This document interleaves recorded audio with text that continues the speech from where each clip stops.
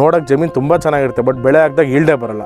Organic ಹೋಗಬೇಕು ಅಂದರೆ ನೀವು ತುಂಬ ದಿನದ ಪ್ರಾಕ್ಟೀಸ್ ಇರಬೇಕು. ಅಂದರೆ ಯಾವ ಮೆಥಡ್ ಫಾಲೋ ಮಾಡಬೇಕಂದ್ರೆ 80-20 ಅನ್ನೋ ಕಾನ್ಸೆಪ್ಟ್ ಫಾಲೋ ಮಾಡ್ತೀವಿ ನಾವು. 80 ಒಂದು ಸ್ಟೇಟಲ್ಲಿ ಶ್ರೀಗಂಧ ಮಾಡೋರು ಕಮ್ಮಿ ಆಗಿದ್ದಾರೆ, ಮತ್ತು ಹೆಂಗೆ ಚಿನ್ನದ ಅಂಗಡಿ ಎಲ್ಲ ಶೆಟ್ರು ತೆಗೆದ್ರೆ ಒಂದು ಮೆಸೇಜ್ ಹೋಗ್ತಾ ಇದೆಯೋ ಆ ಥರದ್ದು ರೇಟಿಂಗ್ ಅನ್ನೋದು ಅದು ಒಂದು that is also an art, ಅದು ಒಂದು ಬಿಸ್ನೆಸ್ಸು. ಆ ಟನ್ ಇಂಟು 90 ರೂಪಾಯಿ ಮಾಡಿದ್ರೆ 5.5 ಲಕ್ಷ ಸಿಕ್ತು. ಅದೇ ಎರಡನೇ ವರ್ಷ ನನಗೆ 80 ರೂಪಾಯಿ ಬಂತು ಪ್ರೈಸು. 3ನೇ ವರ್ಷ ತಿರ್ಗಾ 90 ರೂಪಾಯಿ ಬಂತು. ಮಾಮ್ ಪಸಂದು, ಬೇನಿಷಾ, ಮಲ್ಲಿಕಾ, ಸಿಂಧೂರ ಮತ್ತು ಆಲ್ಫೋನ್ಸಾ. ಸೊ ಇದರಿಂದ ಬರೋ ಆದಾಯ ಗೊಬ್ಬರಕ್ಕೆ ಯೂಸ್ ಮಾಡ್ತೀನಿ, ಕುರಿಗಳಿಂದ ಬರೋ ಆದಾಯ ಲೇಬರ್ಗೆ ಯೂಸ್ ಮಾಡ್ತೀನಿ, ಮತ್ತು ಇದು ಡೈರಿಯಿಂದ ಬರೋ ಆದಾಯ ಮಂತ್ಲಿ ಮ್ಯಾನೇಜರ್ ಸ್ಯಾಲ್ರಿ ಅದಕ್ಕೆ ಯೂಸ್ ಮಾಡ್ತೀನಿ. ಸೊ ಓಕೆ, ಫಸ್ಟು ಹರ್ಷಿತ್ ಅವ್ರಿಗೆ ಥ್ಯಾಂಕ್ಸ್ ಹೇಳ್ತೀನಿ, ಯಾಕಂದರೆ ಅವರೊಂದು ಟೈಮ್ ತೊಗೊಂಡು ನಮ್ಮ ತೋಟಕ್ಕೆ ಬಂದು ಇವತ್ತು ನಮ್ಮದೊಂದು ವೀಡಿಯೋ ಮಾಡ್ತಾಯಿದ್ದಾರೆ. And it is very important. ಅವರು ಒಂದು ಶ್ರಮ ಹಾಕಿ ಇಷ್ಟು ಒಳ್ಳೆ ಒಂದು ಕಾರ್ಯಕ್ರಮಗಳು ಕಂಟೆಂಟ್ನ ಇದು ಮಾಡ್ತಾಯಿದ್ದಾರೆ. ಇದು ನಿಜವಾಗ್ಲೂ ಅಗತ್ಯ ಇದೆ. ಇಂಥ ಒಂದು ಕಾಲ್ಪನಿಕ ಮತ್ತು ಬರೀ ಸುಳ್ಳು ಹೇಳುವಂಥ ಒಂದು ಇದು ಏನನ್ಬೋದು, ಒಂದು ಯುಗದಲ್ಲಿ ಈ is trying to give the truthfulness. ಅಂದರೆ ಏನು ನಿಜಾಂಶಗಳಿದೆ ಅದನ್ನು ತೋರ್ಸೋಕ್ಕೆ ಒಂದು ಪ್ರಯತ್ನ ಪಡ್ತಾ ಇದ್ದಾರೆ. Hats off to him and thanks for him for making this video. Okay, ನನ್ನನ್ನು ಇಂಟ್ರೊಡ್ಯೂಸ್ ಮಾಡ್ಕೊತೀನಿ. ನನ್ನ ಹೆಸರು ಅರುಣ್ ಶ್ರೀನಿವಾಸ್ ಅಂತ. ನಾನು ಮೂಲತಃ ಬೆಂಗಳೂರವನು. ನಾನು ಹುಟ್ಟಿ ಬೆಳೆದಿದ್ದೆಲ್ಲ ಬೆಂಗಳೂರಲ್ಲೇ. ಸೊ ನಾನು MBA BBM ಮಾಡಿ MBA ಇನ್ ಫೈನಾನ್ಸ್ ಮಾಡಿದ್ದೀನಿ. ಸೊ ನಾನು ನಾರ್ದರ್ನ್ ಟ್ರಸ್ಟ್ ಅನ್ನೋ ಕಂಪ್ನಿನಲ್ಲಿ ನನ್ನ ಜರ್ನಿ ಸ್ಟಾರ್ಟ್ ಮಾಡಿದೆ. ಅದು ಬಂದು ಒಂದು ಇನ್ವೆಸ್ಟ್ಮೆಂಟ್ ಬ್ಯಾಂಕಿಂಗ್ ಅನ್ಬೋದು. ನೀವೇನು ಸ್ಟಾಕ್ಸು, ಶೇರ್ಸು ಮತ್ತು ಪ್ರೈವೇಟ್ ಇಕ್ವಿಟಿ, ಆಲ್ಟರ್ನೇಟಿವ್ ಇನ್ವೆಸ್ಟ್ಮೆಂಟ್ಸ್, ಇದೆಲ್ಲ ಒಂದು ಫೈನಾನ್ಷಿಯಲ್ ಟರ್ಮಿನಾಲಜೀಸ್. ಇಂಥ ಒಂದು ಪ್ರಾಡಕ್ಟ್ಸ್ನ ವರ್ಕ್ ಮಾಡೋವಂಥದ್ದು, ಪ್ರಮೋಟ್ ಮಾಡೋವಂಥ ಕಂಪನಿ ಅದು. ಸೊ ಈ ಕಂಪ್ನಿನಲ್ಲಿ ನಾನು ಸೀನಿಯರ್ ಫಂಡ್ ಅಕೌಂಟೆಂಟ್ ಆಗಿ, ಆ್ಯಸ್ ಎ ಟೆಕ್ನಿಕಲ್ ಕೋಆರ್ಡಿನೇಟರ್ ಆಗಿ ನಾನು ಒಂದು 13 ವರ್ಷ ಸರ್ವಿಸ್ ಮಾಡಿದ್ದೀನಿ. ಸೊ ಸ್ಟೇಜ್ ಬೈ ಸ್ಟೇಜ್ ಅನಲಿಸ್ಟಾಗಿ ನಾನು ಜಾಯ್ನ್ ಆಗಿ ಕೊನೆ ಮಟ್ಟಕ್ಕೆ ಸೀನಿಯರ್ ಫಂಡ್ ಅಕೌಂಟೆಂಟ್ ಆಗಿ ನಾನು ಜಾಬ್ ಬಿಡಬೇಕಾದ್ರೆ ಆ ಪೋಸ್ಟಲ್ಲಿ ರಿಸೈನ್ ಮಾಡಿದೆ. ಸೊ ಫಾರ್ಮಿಂಗ್ ಅನ್ನೋದು ನನ್ನ ಒಂದು ಇದರಲ್ಲೇ ಥಿಂಕಿಂಗಲ್ಲೇ ಇರಲಿಲ್ಲ. It is all together A new journey. So ನಾವು 2011 ನಮ್ಮ ಮಾವರು ಭೂಮಿನ ಪರ್ಚೇಸ್ ಮಾಡಿದರು. ಸೊ ನಾವು ಅದನ್ನು 2014-15 ಟೇಕ್ ಓವರ್ ಮಾಡ್ಕೊಂಡ್ವಿ, ನಾನು ನಮ್ಮ ವೈಫು. ಸೊ ಆವಾಗಿಂದ ವೀಕೆಂಡ್ ಫಾರ್ಮರಾಗಿ ಸ್ಟಾರ್ಟ್ ಮಾಡಿದ್ವಿ. ಸೊ ಆವಾಗ ನಾವು ಫಾರ್ಮಿಂಗ್ ಸ್ಟಾರ್ಟ್ ಮಾಡಿ ವೀಕೆಂಡ್ ಫಾರ್ಮರಾಗಿ ಮಾಡಿ ಇವಾಗ ಫುಲ್ ಟೈಮ್ ಫಾರ್ಮರ್ ಆಗಿದ್ದೀವಿ. ಸೊ ನಮ್ಮ ತೋಟದಲ್ಲಿ ನೋಡೋದಾದರೆ ನೀವು 4 ಥರ ಫಾರ್ಮಿಂಗ್ ಮಾಡ್ಕೊಂಡಿದ್ದೀವಿ. ಅಂದರೆ ಸೋರ್ಸಸ್ ಆಫ್ ಇನ್ಕಮ್, ಅಂದರೆ daily income, quarterly income, half yearly income and monthly income ಅಂತ. ಸೊ ಡೈಲಿ ಇನ್ಕಮ್ ನೋಡಿದ್ರೆ ಡೈರಿ ಫಾರ್ಮಿಂಗು, ಮತ್ತು ಕ್ವಾರ್ಟರ್ಲಿ ಇನ್ಕಮ್ ನೋಡಿದ್ರೆ ಶೀಪ್ ಫಾರ್ಮಿಂಗ್, ಆಮೇಲೆ ಹಾಫ್ ಇಯರ್ಲಿ ಇನ್ಕಮ್ ನೋಡಿದ್ರೆ ಡ್ರ್ಯಾಗನ್ ಫ್ರೂಟ್, ಇಯರ್ಲಿ ಇನ್ಕಮ್ ಅಂತ ನೋಡಿದ್ರೆ ಮ್ಯಾಂಗೋ. ಆಮೇಲೆ ಇದ್ರ ಜೊತೆಗೆ ನಾವು ಒಂದು ಲೈಫ್ ಇನ್ಶೂರೆನ್ಸ್ ಅನ್ನೋ ಥರ ಒಂದು 15 ವರ್ಷ 20 ವರ್ಷಕ್ಕೆ ಶ್ರೀಗಂಧ ಹಾಕಿದ್ದೀವಿ. ಇಲ್ಲಿ ನೋಡಿದ್ರೆ ನೀವೆಲ್ಲ ಡ್ರ್ಯಾಗನ್ ಫ್ರೂಟ್ ಮಧ್ಯದಲ್ಲಿ ಶ್ರೀಗಂಧದ ಗಿಡಗಳಿದೆ. ಅದಕ್ಕೆಲ್ಲ ಒಂದು 2 ವರ್ಷ ಆಗಿದೆ, ಅದರದ್ದು ಏಜ್ ಇವಾಗ 2 ಇಯರ್ಸು. ಸೊ ಶ್ರೀಗಂಧ ಬಂದು ನಮ್ಮ ಕರ್ನಾಟಕದ ಹೆಮ್ಮೆಯ ಒಂದು ಇದು ಬೆಳೆ ಅಂತ ಹೇಳ್ಬೋದು. ನೀವು ಏನೇ ಮೈಸೂರು ಸ್ಯಾಂಡಲ್ ಯೂಸ್ ಮಾಡೋದು ಸೋಪ್ಸ್ ಆಗಲಿ, ಮತ್ತು ನ್ಯಾಚುರಲ್ ಆರೋಮಾ ಮತ್ತು ಫ್ರೇಗ್ರೆನ್ಸ್ ಕೊಡೋದು ನಮ್ಮ ಹೆಮ್ಮೆಯ ಮರ ಶ್ರೀಗಂಧ. ಸೊ ಅದನ್ನು ಒಂದು ಬೆಳೆಯೋ ಒಂದು ಆಪರ್ಚುನಿಟಿನ ನಾನು ತೊಗೊಂಡಿದ್ದೀನಿ.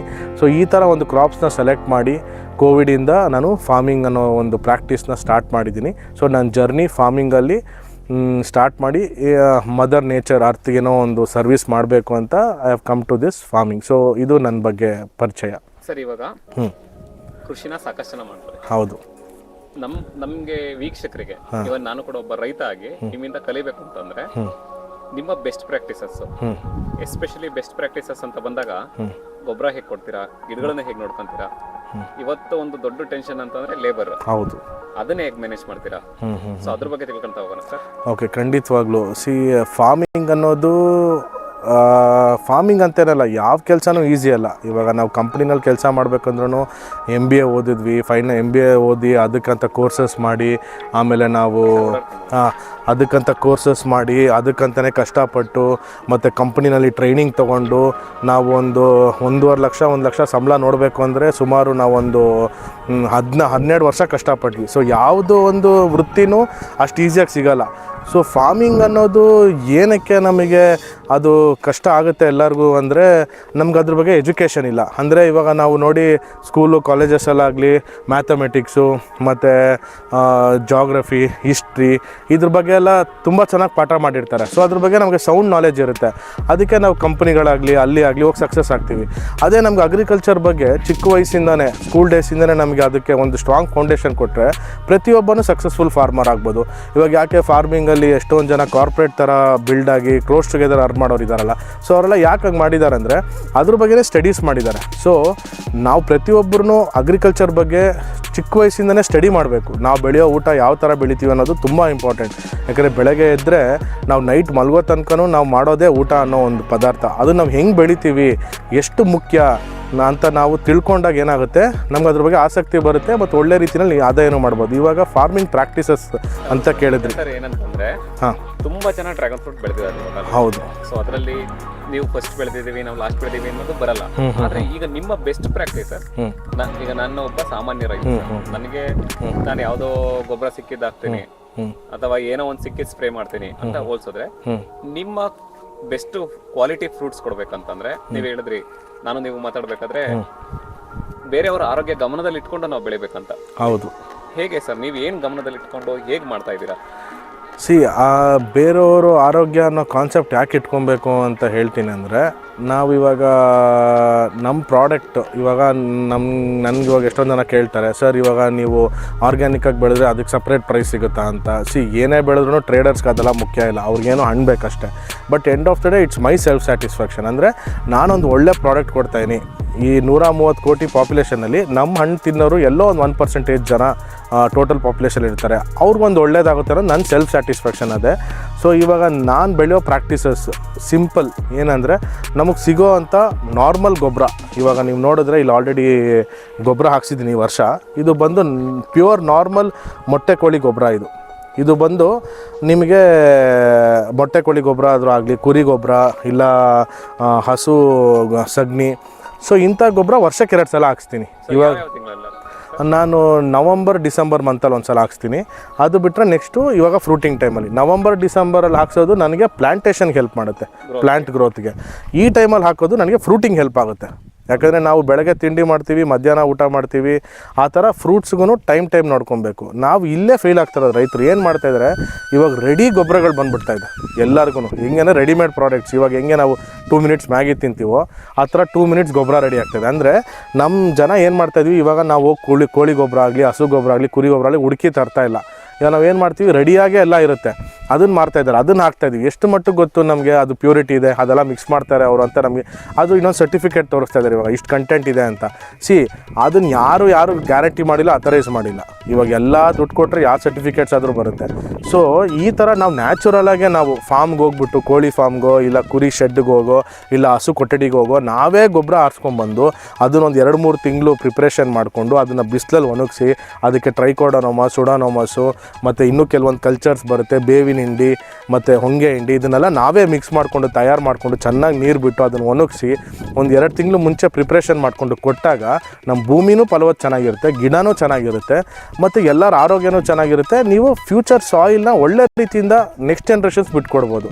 ನಾವು ಇಂಥದ್ದು ರೆಡಿಮೇಡ್ ಯೂಸ್ ಮಾಡಿ ಏನಾಗ್ತಾಯಿದೆ ನಮಗೆ, ನಮ್ಮ ಇವಾಗೇನೋ ನಿಮಗೆ ಒಳ್ಳೆ ಗ್ರೋತ್ ಕಾಣಿಸುತ್ತೆ, ಎಲ್ಲ ಕಾಣಿಸುತ್ತೆ, but within A span of years ನಿಮ್ಮ ಭೂಮಿ ಹಾಳಾಗುತ್ತೆ. ನೆಕ್ಸ್ಟ್ ನೀವೇನು ಮಾಡೋಕ್ಕೆ ಆಗಲ್ಲ. ಇವಾಗ ಎಷ್ಟೊಂದು ಜನ ನಮ್ಮ ಫ್ರೆಂಡ್ ಸರ್ಕಲಲ್ಲೇ ಜಮೀನು ತೊಗೊಂಡಿದ್ದಾರೆ. ಪಾಪ ನೋಡೋಕ್ಕೆ ಜಮೀನು ತುಂಬ ಚೆನ್ನಾಗಿರುತ್ತೆ, ಬಟ್ ಬೆಳೆ ಹಾಕಿದಾಗ ಈಲ್ಡೇ ಬರಲ್ಲ. ದ ರೀಸನ್ ಬಿಕಾಸ್ ಆ ಭೂಮಿಯಲ್ಲಿ ಇರುವಂಥ ಒಂದು ಕಾರ್ಬನ್ ಕಂಟೆಂಟ್ ಆಗ್ಬೋದು, ಐರನ್ ಕಂಟೆಂಟ್ ಆಗ್ಬೋದು, ಎಲ್ಲ ಕಳ್ಕೊಂಡಿರುತ್ತೆ. ಅದು ನ್ಯಾಚುರಲಾಗಿ ಏನೇ ಭೂಮಿಯಲ್ಲಿ ಆ ಕಂಟೆಂಟ್ ಇರಬೇಕು, ಅದು ನ್ಯಾಚುರಲಿಟಿನೇ ಕಳ್ಕೊಂಡಿರುತ್ತೆ. ನೀವು ಎಕ್ಸ್ಟರ್ನಲ್ ಫ್ಯಾಕ್ಟರ್ಸಿಂದ ತಂದು ಕೊಡಬೇಕು. ಅದು ಆ ಥರ ಭೂಮಿ ಹಾಳು ಮಾಡಿಕೊಂಡ್ರೆ ಮೊನ್ನೆ ಶ್ರೀಲಂಕಾಗೆ ಆಗಿದ್ದ ಪರಿಸ್ಥಿತಿ ನಮಗೂ ಆಗುತ್ತೆ. ಸರ್ ಇವಾಗ ಏನಂತಂದರೆ ನಾನೊಬ್ಬ ಚಿಕ್ಕ ರೈತ ಆಗಿದ್ದೆ, ನಾನು 100% ಆರ್ಗ್ಯಾನಿಕ್ ಅದು ಮಾಡ್ತೀನಿ. ಬಟ್ ಈಗ ನೀವು ತುಂಬ ದೊಡ್ಡ ರೈತ. ಹೌದು. ಸೊ ಈಗ ಒಂದು ಕಾಯಿಲೆ ಬಂದರೆ ವಿತಿನ್ ಫ್ಯೂ ಡೇಸಲ್ಲಿ ನಿಮ್ಮದು ಇಡೀ ಫಾರ್ಮ್ಗೆ ಸ್ಪ್ರೆಡ್ ಆಗುತ್ತೆ. ಹೌದು. ಅದನ್ನೇ ಹೇಗೆ ಅವಾಯ್ಡ್ ಮಾಡ್ತೀರಾ ಸರ್? ಅದನ್ನೇ ನಾನು ಏನು ಹೇಳ್ತಾ ಇರೋದು, ಇದನ್ನೆಲ್ಲ ಏನಂದರೆ ಒಂದೇ ದಿನದ ಪ್ರಾಕ್ಟೀಸ್ ಅಲ್ಲ ಇದು. ನೀವು ಆರ್ಗ್ಯಾನಿಕ್ ಅಂತ ಹೋಗಬೇಕು ಅಂದರೆ ಎಲ್ಲರಿಗೂ ಇವಾಗ ಅದೊಂದು ವರ್ಡ್ ಆರ್ಗ್ಯಾನಿಕ್ ಆ್ಯಂಡ್ ಟ್ರೆಂಡಿಂಗ್ ಆಗ್ತಾಯಿದೆ. ಆರ್ಗ್ಯಾನಿಕ್ ಹೋಗಬೇಕು ಅಂದರೆ ನೀವು ತುಂಬ ದಿನದ ಪ್ರಾಕ್ಟೀಸ್ ಇರಬೇಕು. ಅಂದರೆ ನೀವು ಗಿಡ ಚಿಕ್ಕದಾಗಿಂದ ನಿಮ್ಮ ತೋಟಕ್ಕೆ ಒಂದು ಚೂರು ಕಾಯಿಲೆ ಬರೋಂಗಿಂದ ನೀವು ತೋಟ ತೊಗೊಂಡು ನಿಮ್ಮದು ತಲಾಂತರದಿಂದ ಈ ತೋಟನ ಕಾಯಿಲೆಗಳು ಬರದೇ ಇರೋಂಗೆ ಗೋಕೃಪಾಮೃತ ಆಗಲಿ, ಇನ್ನು ಪಂಚಕಾವ್ಯ ಆಗಲಿ, ಈ ಥರ ಎಷ್ಟೊಂದು ಮೆಥಡ್ಸ್ ಇದೆ. ಬೇವಿನ ಹಿಂಡಿ ಮತ್ತು ಆಮ್ಲ ಮಿಶ್ರಣೆ, ಇದನ್ನೆಲ್ಲ ಅವಾಗಿಂದ ಪ್ರಾಕ್ಟೀಸ್ ಮಾಡ್ಕೊಂಡು ಬರ್ತಾ ಇರಬೇಕು. ಇವಾಗ ತೋಟ ತೊಗೊಂಡು ಹಳೆಬ್ರು ಹೆಂಗೆ ಮಾಡಿರ್ತಾರೋ ಏನೋ ನಮ್ಗೆ ಗೊತ್ತಿಲ್ಲ. ಸೊ ಇಂಥ ಟೈಮಲ್ಲಿ ನಾವು ಆರ್ಗ್ಯಾನಿಕಲ್ಲಿ ಹೋಗ್ತೀವಿ ಕಂಪ್ಲೀಟ್ ಅಂದರೆ ಇದು ಇರೋ ಸತ್ಯ ಹೇಳ್ತೀನಿ. ಕಮರ್ಷಿಯಲಿ ಹೋಗ್ಬೇಕಂದ್ರೆ ಇಟ್ ಈಸ್ 100% ಇಂಪಾಸಿಬಲ್. ಅಂದರೆ ಅದರಲ್ಲಿ ಯಾವ ಮೆಥಡ್ ಫಾಲೋ ಮಾಡಬೇಕಂದ್ರೆ 80-20 ಅನ್ನೋ ಕಾನ್ಸೆಪ್ಟ್ ಫಾಲೋ ಮಾಡ್ತೀವಿ ನಾವು. 80% ಆರ್ಗ್ಯಾನಿಕ್ಕು, 20% ಫರ್ಟಿಲೈಸರ್ಸು. ಅದು ಫರ್ಟಿಲೈಸರ್ಸ್ ನಾವು ಏನು ಮಾಡ್ತೀವಿ ಅಂದರೆ ಸೆಲೆಕ್ಟೆಡ್ ಫರ್ಟಿಲೈಸರ್ಸ್, ಅಂದರೆ ಪ್ರಾಡಕ್ಟ್ಸ್ ಎಲ್ಲಿಂದ ತರಿಸ್ತೀನಿ ಅನ್ನೋದು ಇಂಪಾರ್ಟೆಂಟು. ಇವಾಗ ನೋಡಿ, ಕೆಲವೊಂದು ಕಡೆ ನಮಗೆ ಬೇಕಾಗಿರೋಂಥ ಪ್ರಾಡಕ್ಟ್ ಇರೋಲ್ಲ, ಅವ್ರು ಏನು ಹೇಳ್ತಾರೆ, ಇಲ್ಲ ಇದನ್ನೇ ಬಳಸಿ ಇದು ಚೆನ್ನಾಗಿದೆ ಅಂತಾರೆ.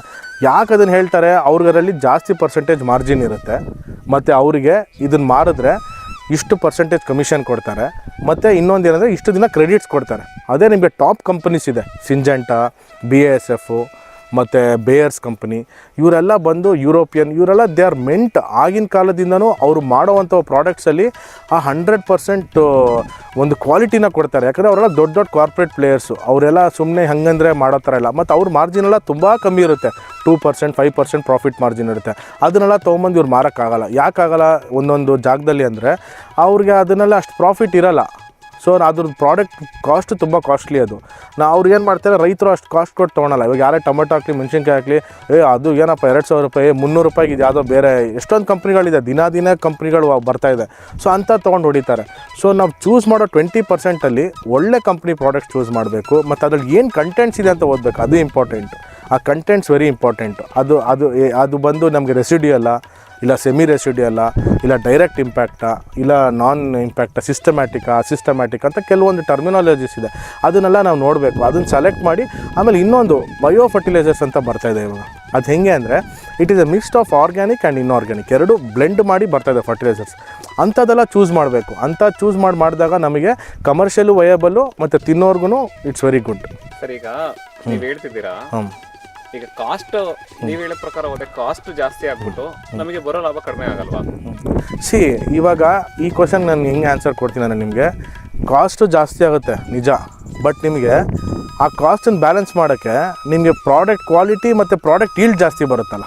ಇವಾಗ ನಾವು ಅಷ್ಟು ಪ್ರೈಸ್ ಕೊಟ್ಟು ನಾವು ತೊಗೊತೀವಿ. 1 ಎಕರೆನಲ್ಲಿ 5 ಟನ್ ಬರೋದು 8 ಟನ್ ಬರುತ್ತೆ ಹಣ್ಣು. ಹೆಂಗೆ ಬರುತ್ತೆ ಅಂದರೆ ಇವಾಗ 8 ಟನ್ ಬರೋದ್ರಲ್ಲಿ 1.5 ಟನ್ ಲೋ ಪ್ರಾಡಕ್ಟ್ ಯೂಸ್ ಮಾಡೋದ್ರಲ್ಲಿ ಪ್ರಾಡಕ್ಟ್ ಡ್ಯಾಮೇಜ್ ಆಗುತ್ತೆ, ಮತ್ತು ಪ್ರಾಡಕ್ಟ್ಸ್ ಕೊಳ್ತೋಗುತ್ತೆ. ಇವಾಗ ರೀಸೆಂಟಾಗಿ ನೋಡಿದ್ರೆ ನೀವು ಎಷ್ಟೊಂದು ಹಣ್ಣುಗಳು ತೊಗೊಂಡಾಗ ಚೆನ್ನಾಗಿರುತ್ತೆ, 2-3 ದಿನ ಆದಮೇಲೆ ಕೊಳ್ತೋಗ್ತಾ ಇದೆ. ಸೊ ಅದೆಲ್ಲ ವೇಸ್ಟೇಜ್ ಆಗುತ್ತೆ. ಸೊ ಅದೆಲ್ಲ ಹೆಂಗಾಗುತ್ತೆ, ಇಂಥ ಪ್ರಾಡಕ್ಟ್ಸ್ ಯೂಸ್ ಮಾಡೋದ್ರಿಂದ. ಅದೇ ನೀವು ಒಳ್ಳೆ ಪ್ರಾಡಕ್ಟ್ಸ್ ಯೂಸ್ ಮಾಡಿದ್ರೆ ನಿಮ್ಗೆ 8 ಟನ್ನು ಬರುತ್ತಲ್ಲ ನೀವು. ಸರ್, ನಿಮ್ದು ಒಟ್ಟು ಎಷ್ಟು ಎಕರೆ? ಸರ್, ನಮ್ಮದು ಒಟ್ಟು 10 ಎಕರೆ ಇದೆ ಸರ್. ಬರೀ ಡ್ರ್ಯಾಗನ್ ಫ್ರೂಟ್ ತೋಟ ಬಂದು 22 ಎಕರೆ ಇರೋದು, ಅದರಲ್ಲಿ 10 ಎಕರೆ ಡ್ರ್ಯಾಗನ್ ಫ್ರೂಟ್ ಹಾಕಿದ್ದೀವಿ. ಓಕೆ ಸರ್, ಈಗ ನೀವು ಈ ಡ್ರ್ಯಾಗನ್ ಫ್ರೂಟ್ ಮಧ್ಯೆ ಸರ್ ಈಗ ಗೊಬ್ಬರದಿಂದ ವಿಷಯ ಚೇಂಜ್ ಮಾಡೋಣ. ಆಯ್ತು ಸರ್. ಏನಕ್ಕೆ ಅಂತಂದ್ರೆ ಡ್ರ್ಯಾಗನ್ ಫ್ರೂಟ್ ತುಂಬಾ ಜನ ಹೇಳ್ತಿದ್ದಾರೆ. ಹೌದು. ಈ ಮಧ್ಯೆ ನೀವು ಈ ಶ್ರೀಗಂಧ ಮಾಡ್ಬೇಕಂತ ಏನಕ್ಕೆ ಅನ್ಕೊಂಡ್ರಿ ಸರ್? ಇಲ್ಲ ಯಾವ್ದೋ ಒಂದು ಮಿಶ್ರ ಬೆಳೆ ಮಾಡ್ಲೇಬೇಕು ಅನ್ನೋ ಪ್ರೆಷರ್ ಅಲ್ಲಿ ನೀವೇ ಹಾಕೋ ಮಾಡಿದ್ರ, ಅಥವಾ ಏನಾದ್ರು ಸ್ಪೆಸಿಫಿಕ್ ಐಡಿಯಾದಲ್ಲಿ ಮಾಡಿದ್ರ? ಸ್ಪೆಸಿಫಿಕ್ ಐಡಿಯಾ ಅಂದರೆ ಇವಾಗ ಡ್ರ್ಯಾಗನ್ ಫ್ರೂಟು ಮಧ್ಯದಲ್ಲಿ ಎಷ್ಟೊಂದು ಜನ ತೈವಾನ್, ಗೋವಾ ಬೆಳೆದಿದ್ದಾರೆ, ಟೊಮೆಟೊ ಬೆಳೆದಿದ್ದಾರೆ, ಮತ್ತು ಕ್ಯಾಬೇಜ್ ಬೆಳೀತಾ ಇದ್ದಾರೆ, ಸನ್ಫ್ಲವರ್ ಬೆಳೀತಾ ಇದ್ದಾರೆ. ಸೊ ಅದೆಲ್ಲ ಏನಾಗುತ್ತೆ, ಸೀಸ್ನಲ್ ಕ್ರಾಪ್ಸು ಮತ್ತೆ ತೆಗಿಬೇಕು, ಕೆಲಸಗಳು ಎಲ್ಲ ಮಾಡಬೇಕು. ಸೊ ನಮ್ದೇನೋ ಒಂದು ಐಡಿಯಾ ಬಂತು ಅಂದರೆ ಒಂದು ಲಾಂಗ್ ಟರ್ಮ್ ಕ್ರಾಪ್ ಇರಬೇಕು, ಅದಕ್ಕೆ ಮೇಂಟೆನೆನ್ಸು ಇರಬಾರ್ದು. ನಾವು ಒಂದು ಸಲ ಹಾಕ್ಬಿಟ್ರೆ ಒಂದು ಲಾಂಗ್ ಟರ್ಮಲ್ಲಿ ನಮಗೆ ಅದೊಂಥರ ಇನ್ಶೂರೆನ್ಸ್ ಕ್ರಾಪ್ ಥರ ಇರಲಿ ಅಂತ ಆವಾಗ ನಮ್ಮ ಶ್ರೀಗಂಧ ಅಸೋಸಿಯೇಷನ್ನು ಇತ್ತು. ಸೊ ಈ ಥರ ಶ್ರೀಗಂಧ ಅಸೋಸಿಯೇಷನಲ್ಲಿ ಎಷ್ಟೊಂದು ಫಾರ್ಮರ್ಸ್ಗಳು ಈ ಥರ ಒಂದು ಮಾಡ್ಬೋದು. ಮತ್ತು ನಮ್ಮ ಒಂದು ಸ್ಟೇಟಲ್ಲಿ ಶ್ರೀಗಂಧ ಮಾಡೋರು ಕಮ್ಮಿ ಆಗಿದ್ದಾರೆ, ಮತ್ತು ಅದ್ರ ಪ್ರಾಡಕ್ಟನ್ನ ಎಲ್ಲ ಇಂಪೋರ್ಟ್ ಮಾಡಿಸ್ಕೊತಾ ಇದ್ದಾರೆ ಆಸ್ಟ್ರೇಲಿಯಾದಿಂದ, ಬೇರೆ ಸ್ಟೇಟ್ಗಳಿಂದ. ಸೊ ಇದನ್ನು ಯಾರು ಮುಂದೆ ಬಂದು ಮಾಡ್ತಾಯಿಲ್ಲ ಅನ್ನೋ ಒಂದು ಕಾರಣಕ್ಕೋಸ್ಕರ ನಾವು ಇದನ್ನು ಮಾಡೋಣ, ಒಂದು ಫಾರೆಸ್ಟ್ ಇದನ್ನು ಇರಲಿ ಕ್ರಾಪ್ ಅಂತ ಇದನ್ನ ಮಾಡಿದ್ವಿ. ಸರ್, ಇವಾಗ ಯೂಶುವಲಿ ಶ್ರೀಗಂಧ ಮಾಡಿದ್ರೆ ಪೊಲೀಸ್ ಸ್ಟೇಷನ್ ಹತ್ರ ಇದ್ರೂ ಬಿಡಲ್ಲ ಸರ್, ಕತ್ಕೊಂಡು ಹೋಗ್ತಾರೆ. ಅದು ಏನಂದರೆ ಇವಾಗ ಕೆಲವೊಂದಕ್ಕೆಲ್ಲ ನಾವು ಎಲ್ಲರೂ ನಮಗೆ ಸಿಗುತ್ತೆ ಅಂತ ಹೇಳೋಕ್ಕಾಗಲ್ಲ. ಅದಕ್ಕೊಂದು ಸೇಫ್ಟಿ ಮೆಷರ್ಸ್ ಮಾಡಬೇಕು ನಾವು ಇವಾಗ. ಇವಾಗ ಇದ್ರದ್ದು ನೋಡಿದ್ರೆ 2 ವರ್ಷ ಇದು. ಸೊ ಇದಕ್ಕೆ ನಾವು ಏನು ಸೇಫ್ಟಿ ಮೆಷರ್ಸ್ ಮಾಡ್ಬೋದು ಅಂದರೆ ಸುತ್ತಲೂ ಫೆನ್ಸಿಂಗ್ ಟೈಟ್ ಮಾಡಿಸ್ಬೇಕು, ಮತ್ತು CCTV ಕ್ಯಾಮ್ರಾಸ್ ಹಾಕ್ಸ್ಬೇಕು. ಫೆನ್ಸಿಂಗ್ ಮಾಡಿಸೋದಂದರೆ ಬರೀ ಫೆನ್ಸಿಂಗ್ ಮಾಡಿಸೋನು ಬರ್ತಾರಲ್ಲ ಸರ್ ಅಂತ ಆಗುತ್ತೆ. ಸೊ ಫೆನ್ಸಿಂಗ್ ಮಾಡಿಸಿದಾಗ ಇವಾಗ ನಮ್ಮ ಶ್ರೀಗಂಧ ಅಸೋಸಿಯೇಷನಿಂದನೇ ನಾವು ರೆಡಾರ್ ಸಿಸ್ಟಮ್ಸಿಂದ 30 ಮೀಟರ್ಸಲ್ಲಿ ಅವ್ನು ಹೆಜ್ಜೆ ಇಟ್ಟರೆ ಅಲಾರಮ್ ಸೌಂಡ್ ಬರ್ತಾಯಿದೆ. ಇವಾಗ ಹೆಂಗೆ ಚಿನ್ನದ ಅಂಗಡಿ ಎಲ್ಲ ಶೆಟ್ರ್ ತೆಗೆದ್ರೆ ಅವ್ನಿಗೆ ಮೆಸೇಜ್ ಹೋಗ್ತಾಯಿದೆಯೋ ಆ ಥರದ್ದೆಲ್ಲ ನಾವು ಕಮ್ಮಿ ರೇಟಲ್ಲಿ ಹೆಂಗೆ ರೈತರು ಕೊಡ್ಬೋದು ಅಂತ ನಮ್ಮ ಸಂಘದಲ್ಲಿರೋ ಎಲ್ಲ ಅಧ್ಯಕ್ಷರಾಗಲಿ, ಇವಾಗ ಅಮರನಾರಾಯಣ್ ಸರು ಮತ್ತು ಶರಣಪ್ಪ ಸರ್ ಇಂಥವರೆಲ್ಲ ದೊಡ್ಡವರು ಪ್ಲ್ಯಾನ್ ಮಾಡ್ತಾಯಿದ್ದಾರೆ. ಅದೆಲ್ಲ ಪ್ರಾಡಕ್ಟ್ಸ್ ಆಲ್ರೆಡಿ ಬಂದಿದೆ. ಸೊ ಅಂಥದ್ದೆಲ್ಲ ಇಂಪ್ಲಿಮೆಂಟ್ ಮಾಡಿ ಗಿಡಗಳನ್ನ ಕಾಪಾಡ್ಕೊತೀವಿ. ಸೊ ಟೆಕ್ನಾಲಜೀಸು ಇಂಪ್ರೂವ್ ಆಗ್ತಾಯಿದೆ, ಮತ್ತು ಅಸೋಸಿಯೇಷನಿಂದನೂ ಪೊಲೀಸ್ ಕಡೆಗೆ ಸ್ಟ್ರಾಂಗ್ ಮೆಸೇಜಸ್ ಹೋಗ್ತಾಯಿದೆ, ಮತ್ತು ಸ್ಟ್ರಿಕ್ಟ್ ಆ್ಯಕ್ಷನ್ಸ್ ತೊಗೊತಿದ್ದಾರೆ. ಮುಂಚೆಲ್ಲ ಕಂಪ್ಲೇಂಟೇ ತೊಗೊತಾ ಇರಲಿಲ್ಲ, ಇವಾಗ ಎಷ್ಟೊಂದು ಕಂಪ್ಲೇಂಟ್ ಲಾಡ್ಜ್ ಆಗ್ತಾಯಿದೆ, ಪ್ರೆಷರ್ ಹೋಗ್ತಾಯಿದೆ. ಇವಾಗ ಶ್ರೀಗಂಧ ಅಸೋಸಿಯೇಷನ್ ಅಂತ ಒಂದು ಬಂದಮೇಲಿಂದ ಸೊ ಜನಗಳಿಗೆ ಟೈಟ್ ಮೆಜರ್ಸ್, ಒಂದು ಫಾರ್ಮರ್ಸ್ಗೆ ಕಂಟ್ರೋಲ್ ಸಿಗ್ತಾಯಿದೆ. ಸೊ ಅಂದ್ರೆ ಈಗ ಬೆಳೆಯೋರು ಧೈರ್ಯ ಮಾಡ್ಬೋದು, ಬೆಳೆಯೋರು ಧೈರ್ಯ ಮಾಡ್ಬೋದು. ಅಸೋಸಿಯೇಷನ್ ಅಲ್ಲಿ ಅವ್ರು ಫಸ್ಟ್ ರಿಜಿಸ್ಟರ್ ಎಲ್ಲ ಆಗ್ಬೇಕು. ಹೌದು, ಅವರು ಫಸ್ಟು ಶ್ರೀಗಂಧ ಹಾಕಬೇಕು. ಶ್ರೀಗಂಧ ಹಾಕ್ಬಿಟ್ಟು ಅವ್ರದ್ದು ಪಾನಿ ಮತ್ತು ಮೆಂಬರ್ಶಿಪ್ ಫೀಸ್ ಇರುತ್ತೆ, ಅದನ್ನು ಪೇ ಮಾಡಿ ಅವರು ಅಲ್ಲಿ ಮೆಂಬರ್ಶಿಪ್ನ ರಿಜಿಸ್ಟ್ರೇಷನ್ ಮಾಡ್ಕೊಬೋದು. ಅದ್ರ ಜೊತೆ ಈಗ ರೈತರು ಅಂತ ಬಂದರೆ ಮ್ಯಾಕ್ಸಿಮಮ್ ಜಾಗ ಯುಟಿಲೈಸು ಆಗುತ್ತೆ. ಹೌದು, ಮ್ಯಾಕ್ಸಿಮಮ್ ಜಾಗ ಯುಟಿಲೈಸ್ ಆಗುತ್ತೆ. Okay sir, super. ಮತ್ತೆ ಸರ್ ಈಗ ವಾಪಸ್ ಡ್ರ್ಯಾಗನ್ ಫ್ರೂಟ್, ಓಕೆ, ಎಸ್. ಈಗ ನೀವು ವರ್ಷಕ್ಕೆ ಯಾವ ತಿಂಗಳಲ್ಲಿ ಹಣ್ಣುಗಳು ಶುರುವಾಗಿ ಯಾವ ತಿಂಗಳಲ್ಲಿ ಎಂಡಾಗುತ್ತೆ ಸರ್? ಸರ್ ಇದು ನಮ್ಮ ಹಣ್ಣು ಬಂದು ಜೂನ್, ಇವಾಗ ಮೇ, ಈ ವರ್ಷ ಸ್ವಲ್ಪ ಮೇಯಿಂದನೇ ಶುರು ಆಗಿದೆ. ಯಾಕಂದರೆ ಈ ಸಲ ವೆದರ್ ಸಪೋರ್ಟಿಂಗ್ ಆಗಿತ್ತು, ಮಳೆ ಸ್ವಲ್ಪ ಬೇಗ ಆಯಿತು, ಅದಕ್ಕೆ ಮೇನಲ್ಲೇ ಬಂತು. ಯೂಶಲಿ ಇದು ಬರೋದಾಗಿ ನೋಡಿದ್ರೆ ಜೂನ್ 2nd ವೀಕ್ 3rd ವೀಕಿಂದ ಸ್ಟಾರ್ಟ್ ಆಗುತ್ತೆ, ನವಂಬರ್ ಎಂಡ್ ತನಕ ಇರುತ್ತೆ ಸರ್ ಇದು. ಸರ್ ಈಗ ನಾವು ತುಂಬಾ ಜನ ನೋಡ್ದಂಗೆ ಡ್ರ್ಯಾಗನ್ ಫ್ರೂಟ್ಸ್ ಬೆಳೆದವರು ಮಾರ್ಕೆಟಿಂಗ್ ಒದ್ದಾಡ್ತಿದ್ದಾರೆ. ಕರೆಕ್ಟ್. ಹಾಂ. ಸೊ ಅವ್ರಿಗೆ ಏನಾದರೂ ನಿಮ್ಮ ಕಡೆಯಿಂದ ಸೊಲ್ಯೂಷನ್ ಅಥವಾ ಸಜೆಷನ್? ಹಾಂ ಸರ್, ನಮ್ಮದು ಆಲ್ರೆಡಿ ಒಂದು ಕೆಫಾನ ಒಂದು ಅಸೋಸಿಯೇಷನ್ ಮಾಡ್ಕೊಂಡಿದ್ದೀವಿ. ಅದರಲ್ಲಿ ಸುಮಾರು ಒಂದು 360ಕ್ಕೂ ಮೇಲ್ಪಟ್ಟ ರೈತರಿದ್ದಾರೆ ಕರ್ನಾಟಕದಲ್ಲಿ ಬೆಳೆಯೋ ಡ್ರ್ಯಾಗನ್ ಫ್ರೂಟ್ ರೈತರು ಮಾತ್ರ. ಸೊ ಅದು ಬಿಟ್ಟು ನಾನು ಬೇರೆ ಬೇರೆ ತೆಲಂಗಾಣ ಗ್ರೂಪ್ ಆಗಲಿ, ಪಂಜಾಬ್ ಗ್ರೂಪ್ ಆಗಲಿ, ಮತ್ತು ಇದು ಏನಪ್ಪ ಮಹಾರಾಷ್ಟ್ರ ಗ್ರೂಪ್ ಆಗಲಿ, ವಿಯೆಟ್ನಾಂ ಗ್ರೂಪ್, ಇದೆಲ್ಲ ಗ್ರೂಪಲ್ಲೂ ಇದ್ದೀನಿ.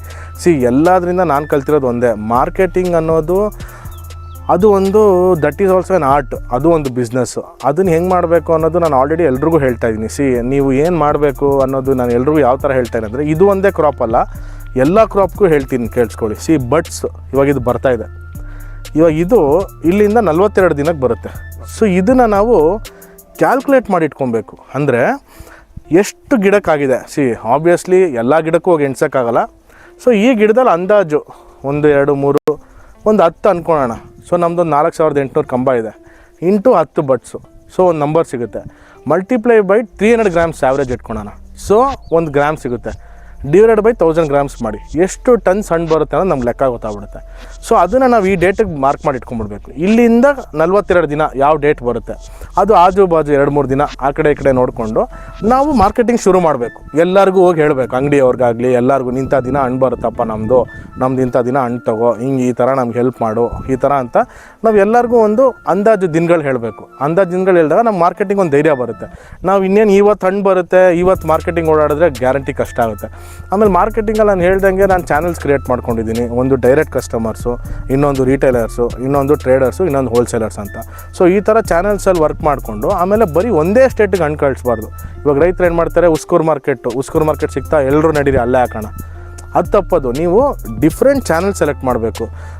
ಒಂದು ಬೆಂಗಳೂರು, ಒಂದು ಬೇರೆ ಬಾಂಬೆ, ಪುಣೆ, ಆ ಥರ ಡಿಫ್ರೆಂಟ್ ಸಿಟೀಸ್ಗೆ ತಿಳ್ಕೊಬೇಕು ಎಲ್ಲಿ ಕ್ವಾಲಿಟಿ, ಎಲ್ಲಿ ಹಣ್ಣು ಕಮ್ಮಿ ಕೊರತೆ ಇದೆ, ಎಲ್ಲಿ ಸಪ್ಲೈ ಇದೆ. ಈ ಥರ ಮಾಡಿಕೊಂಡು ಮಾಡಿದಾಗ ಮಾರ್ಕೆಟಿಂಗ್ ಈಸಿ ಆಗುತ್ತೆ. ಸ್ವಲ್ಪ ಶ್ರಮ ಹಾಕಬೇಕು. ಇವಾಗ ರೈತ ಆದವನು ಬರೀ ತೋಟದಲ್ಲೇ ಕೂತ್ಕೊಂಡು ಬೆಳೆಯೋದಲ್ಲ, ಸ್ವಲ್ಪ ರೈತ ಆದವನು ಬಿಸ್ನೆಸ್ ಮ್ಯಾನು ಆಗಬೇಕು, ಮಾರ್ಕೆಟಿಂಗು ಆಗಬೇಕು. ಎಲ್ಲ ರೈತ ಆದವನು ಬರೀ ಬೆಳೆಯೋನಾಗಬಾರ್ದು. ಸರ್ ನನ್ನ ಒಂದು 2 ಪ್ರಶ್ನೆ ಇದೆ ಸರ್. ಕೇಳಿ ಸರ್.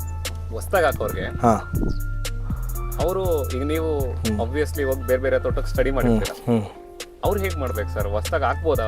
ಹೇಗಿದೆ, ಏನು ಫ್ಯೂಚರ್ ಏನು ಕತೆ ಸರ್? ಫ್ಯೂಚರ್ ಅನ್ನೋದು ನೋಡಿ, ನಮಗೆ ಫ್ಯೂಚರ್ ಅನ್ನೋದು ಯಾವುದನ್ನು ಪ್ರೆಡಿಕ್ಟ್ ಮಾಡೋಕ್ಕಾಗಲ್ಲ. ಯಾವುದೇ ಬೆಳೆ ತೊಗೊಳ್ಳಿ, ಇವಾಗ ಅಡಿಕೆನೂ ತೊಗೊಳ್ಳಿ, ನಮ್ಮದ್ರಲ್ಲಿ ಏನೊಂದು ಡಿಸ್ಅಡ್ವಾಂಟೇಜು ನಮ್ಮ ಇಂಡಿಯಾದಲ್ಲಿ ಅಂದರೆ, ಇದುವರೆಗೂ ಕರೆಕ್ಟ್ ಡೇಟಾ ಯಾರೂ ಮೇಂಟೈನ್ ಮಾಡಲ್ಲ. ಅಂದರೆ ಯಾವ ರೀಜನಲ್ಲಿ ಎಷ್ಟು ಬೆಳೆ ಹಾಕಿದ್ದಾರೆ, ಎಷ್ಟು ಫ್ರೂಟ್ಸ್ ಬರ್ತಾಯಿದೆ, ಎಷ್ಟು ತರಕಾರಿಗಳು ಬರ್ತಾಯಿದೆ, ಯಾರೂ ಕರೆಕ್ಟಾಗಿ ಗೊತ್ತಿಲ್ಲ. ಸೊ ಏನು ಮಾಡ್ತಾರೆ ಜನ, ಪ್ರೈಸ್ ಹಾಕ್ತಾಯಿರ್ತಾರೆ. ಸೊ ಇದ್ರದ್ದು ಫ್ಯೂಚರ್ ಅಂತ ನಾನು ಇವಾಗ ಆಲ್ರೆಡಿ ತುಂಬ ಜನ ಹಾಕ್ಬಿಟ್ಟಿದ್ದಾರೆ. ಮತ್ತು ಈ ಹಣ್ಣನ್ನೊಂದು ಏನಾಗುತ್ತೆ ಅಂದರೆ, ದಾಳಿಂಬೆ ಆದರೂ ನಮಗೆ ಯಾವಾಗ ಬೇಕೋ ಆ ಹಣ್ಣನ್ನ ತೆಗಿಬೋದು, ಬೇರೆ ಫ್ರೂಟ್ಸು. ಇದು ಹಂಗಲ್ಲ, ಇದು ಬಂದರೆ ಎಲ್ಲರದು ಒಟ್ಟಿಗೆ ಬರುತ್ತೆ. ಸೊ ಮಾರ್ಕೆಟ್ ಎಲ್ಲರಿಗೂ ಫ್ಲಡ್ ಆಗುತ್ತೆ. So future of dragon fruit ಅಂತ ಹೇಳೋಕೆ ನೋಡಿದ್ರೆ ಮಾರ್ಕೆಟಿಂಗ್. ನೀವು ಮಾರ್ಕೆಟಿಂಗಲ್ಲಿ